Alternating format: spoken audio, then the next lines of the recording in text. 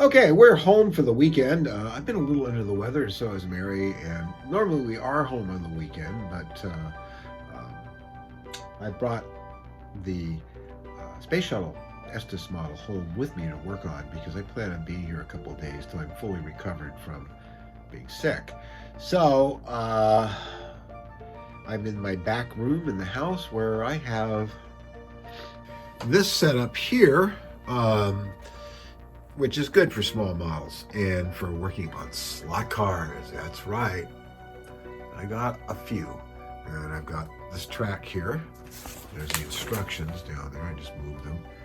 That I've been working on for a while. It's still under construction. I'm still doing a lot of work to it, but it's really starting to shape up nicely. And it is a plastic track, but I've widened it, extended the borders on it, made it level to the ground, as you can see here, and it's really a lot of fun.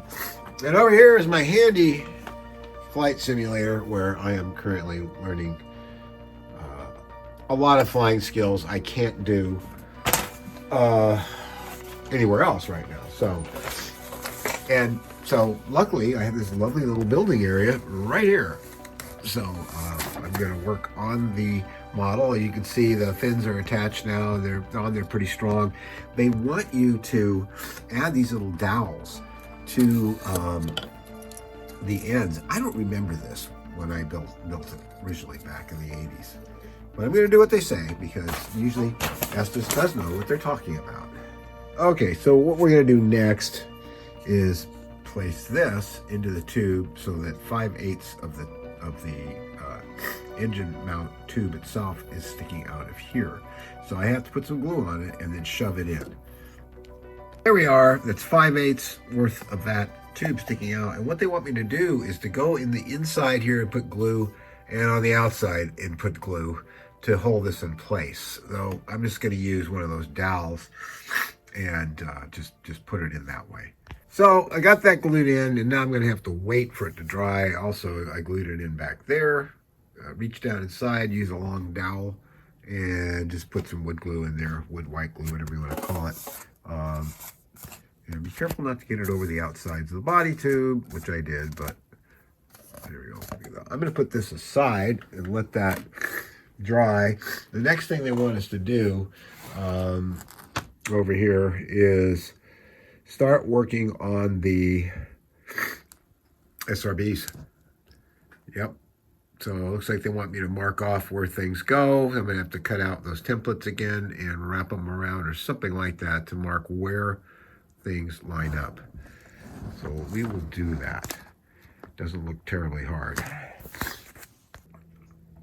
Okay, using the tube guide, which is right here, which has a mark on both sides of it, I marked here the little dots, and then used the edge of a door frame, since I forgot my tool to bring home with me, and made a straight line that way. And then you're supposed to glue. Oh, I jumped ahead because you can, and I used liquid cement to glue this part together. And that's what they recommend, and it is the best, absolutely. But you can see what I did. You see that little tab down there? That's supposed to line up with one of these straight lines. It's supposed to be dead center in there. That's what they said to do, because you're going to cut dowels and put them all along here. So I'm going to glue this one on too. Now they said to use tube plastic cement, which I never use, and I don't have any. So I just use wood glue instead. Next, they want me to punch out these and slide them, completely remove the center and the outer piece and slide these over these SRBs down to the base of the ring there. I glue them in place, and eventually the dowel, which is very bent, not very straight. Hopefully there's some straighter ones in here. Not really. Will be placed along these tubes. So I'm going to punch these out. It should be easy, and slide those on and glue them. Okay, so next I've marked these, as I said, 8 1/2. I do believe it's 8 1/2. Double checking myself here. 8 1/2. Lengths of 1/12 dowel. Well, I'm assuming that the dowel they gave me is 1/12. So, yeah. So I'm going to cut that, and the end of it needs to be beveled, like so. That's the top end, the end facing the top of the SRB. So we're going to do that. In fact, it shows, cut it. Where is it? Where'd it go? Ah, there it is. And it shows right there. There we go. Cutting it at a 45-degree angle. And that's what we're going to do within reason. I don't have a meter box here that will do that. That, of course, is at the studio. But you know what? I think I can handle it. So I'm going to cut those. And then, I guess, what they want me to do is glue them on.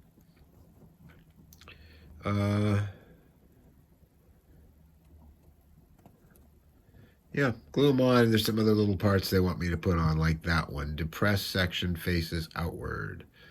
That comes out of the cardboard pieces that they give you, which are located somewhere down here.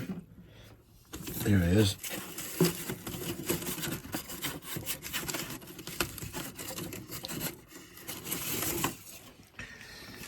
Okay, so we have these parts here, and I believe,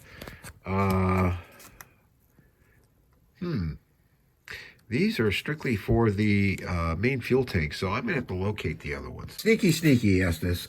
You can see right there, there's the two pieces they're referring to, and there's the depressed section they're talking about. So those indeed are the little parts that go around here, and I'm assuming there can be a measurement for that. So now you cut there, I guess, and then put it around. So that's basically the SRBs. There's a bunch of little parts that have to go on it, but my solution for getting these crooked dowels to be straight was to use painter's tape and put a lot of glue under it and just let it dry overnight. Now these dowels actually, they go on the inside of each SRB and fit into a little groove with the die pressed cardboard parts they have for the main fuel tank, and those actually is where it gets glued to the other side. Is the actual clean side. I don't know why they had me put a line on it for alignment. I'm sure I'll find out later, though. This probably has to do with some little parts that go on there. But for now, I can't go any further because I have to make sure that glue dries all the way so the dowel remains straight. So moving on, it's the next day now. You can see these little parts here. They have you glue on. And what you want to look for, there is actually a right and a left marked on the inside of these two parts and on the skirt. And there's a line there, and you match it up to the line, and that's how you know where it goes, because for the longest time, I couldn't figure it out. But I did in the end. So those are on, and so are these little cardboard rings. And you marked 2 inches from here to here, and you put those at the 2-inch mark. And that's basically it on these for now. I think the thing they want me to do next is move on to the liquid fuel tank.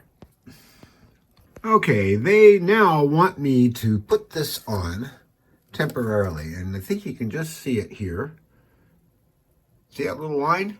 They want me to mark with a pencil that line and then remove this. Let's see why. So what they wanted you to do was those lines you made that came off of this is what you line up the right SRB line with, which they don't quite measure up, but I'm assuming that the line on the plastic part is probably the one you want to follow the most. So, and that's supposed to line up like that. That way you can mark all these on the tube and know where to put everything. Oh, it's the same old gag. They want you to mark, preferably with a pencil. If you use a pen like I have in the past, you will end up having the pen show through the white paint for quite a while before you put enough on. So this, you mark these up like so all the way around. Okay. Then you remove this and you draw a straight line through them. You can use a door frame. I think that works better than a ruler. Okay, the next thing they want you to do is take this wrap and put it on the external fuel tank. It is called the ET. And that slot right there should match up with where, right there. And then you roll it over, and there's that side, and it should line up with there. These are halfway, and this line's here.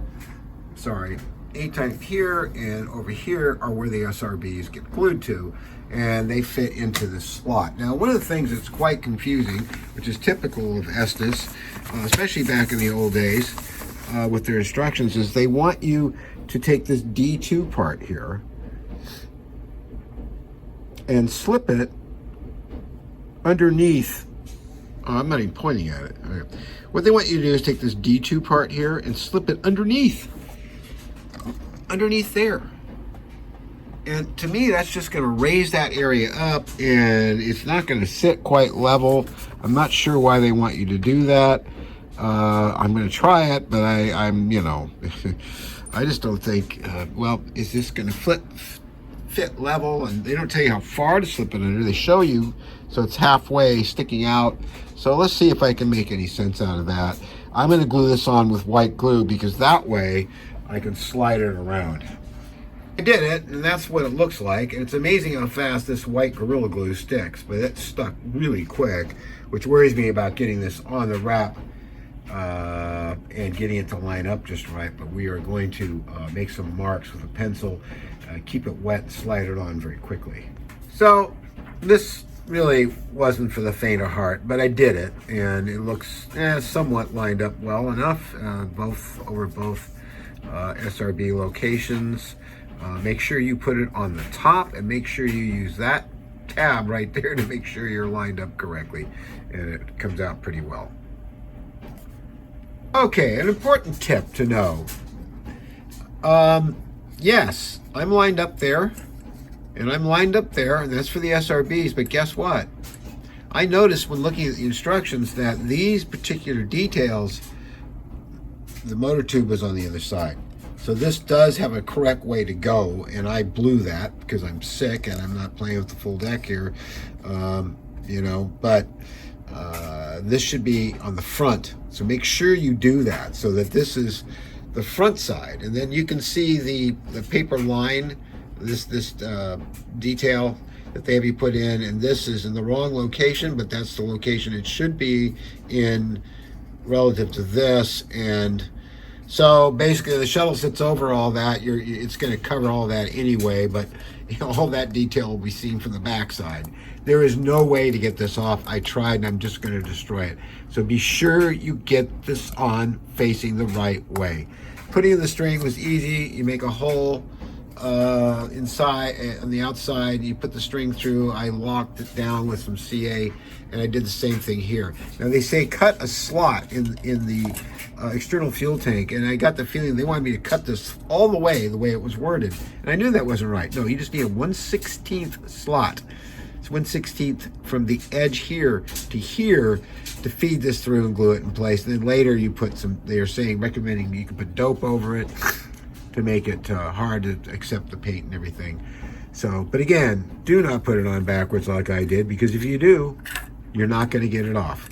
Not that anybody's going to notice, except if you have a friend from NASA who actually worked on the shuttles, or some of the rivet counters that are out there. But after all, this is going to fly, and when it's going up very quickly and releasing the shuttle, that's all anybody's going to know.